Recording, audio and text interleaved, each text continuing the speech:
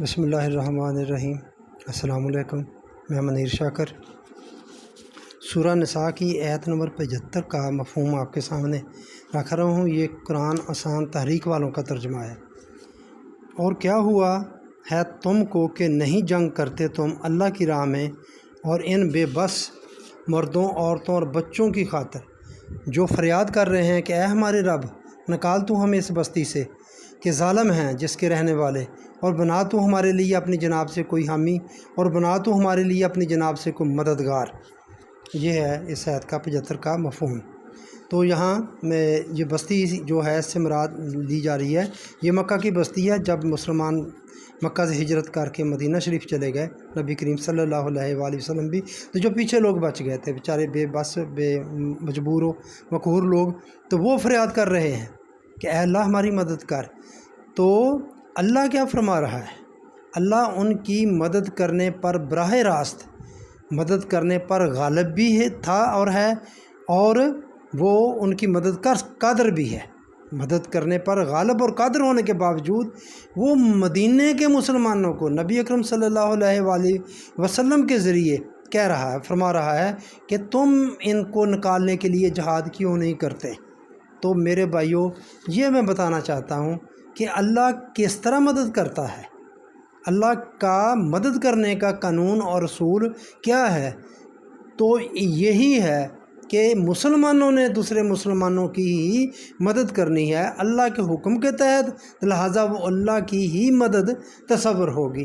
یہ ہے میرے بھائیوں ایک سیدھی سی بات جو میں آپ کو سمجھانا چاہتا ہوں۔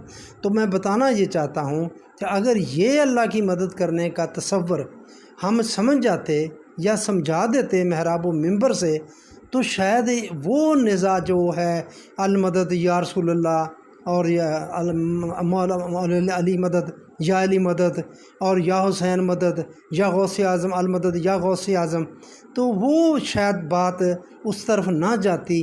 ہم ان ایک طرح سے یہ مشرکانہ نعرے، معاف کرتے ہوئے مجھے تو لگتے ہیں، تو ان کی طرف نہ جاتے۔ میں تو کہتا ہوں کہ آپ کا یا اللہ مدد کہنے سے بھی کچھ نہیں ہوگا۔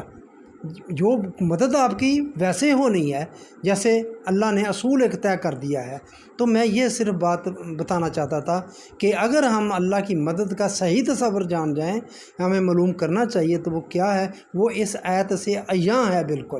یہ ہمارا کام ہے کہ دنیا کے کسی بھی خطے میں مجبور و مقہور و مظلوم جو مسلمان ہیں ان کی مدد کرنا، حتیٰ کہ مسلمان کا تو فرض بنتا ہے ہر ایک کے، جو بھی مظلوم ہے، جن پر ظلم ہو رہا ہے، خواہ غیر مسلم ہی کیوں نہ، ان کی مدد کرنا۔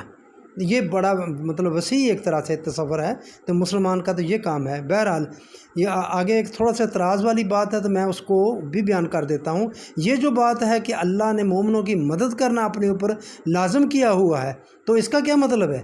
اس کا مطلب ہے کہ جو کام بھی اللہ کے حکم کے تحت ہوگا، وہ کام اللہ کی طرف سے ہی سمجھا جائے گا۔ جیسے مذکورہ آیت میں ہے، یہ اللہ کی طرف سے ہی سمجھی جائے گی۔ ان مسلمانوں کی مدد جو ہوئی مکہ میں، جو انہوں نے کی، وہ اللہ کی طرف سے ہی ہوئی ہے۔ دنیا میں اللہ کے کام اللہ کے بندوں کے ہاتھوں ہی سر انجام ہوتے ہیں، سر انجام پاتے ہیں۔ میرے بھائیوں، یہ بڑی اہم بات ہے۔ دنیا میں اللہ کے کام، جو کام اللہ نے اپنے ذمہ لیے ہوئے ہیں، وہ اللہ کے بندوں نے کرنے ہیں۔ جیسے یہ رزق کا معاملہ ہے، اللہ کا وعدہ ہے کہ ہر جان جو ہے اس کو رزق پہنچانا ہے۔ تو کس نے پہنچانا ہے؟ اللہ گھر گھر روٹیاں تو نہیں پکا کے دیتا۔